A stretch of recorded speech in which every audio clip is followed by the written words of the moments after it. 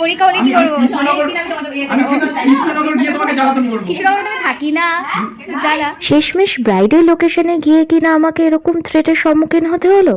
কেন, কি বৃত্তান্ত, সেটা জানার জন্য তো ভিডিওটা পুরোটা দেখতে হবে। প্রথমেই বলে রাখি, এটা অলমোস্ট 1 বছর আগেকার আমার একটি কাজ, কিন্তু অত্যন্ত ল্যাদের অভাবে আমি এটিকে এডিট করে উঠতে পারিনি।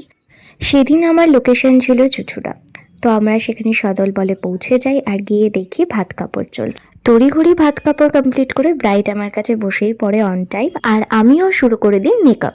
তো এবার আসি মেইন টপিকে। ভিডিও শুরুতে তোমরা যেই ব্যক্তিটিকে দেখলে, সে কিন্তু আসলে সম্পর্কে আমার ভাগ্নে হয়, মানে আমি তার মাসি।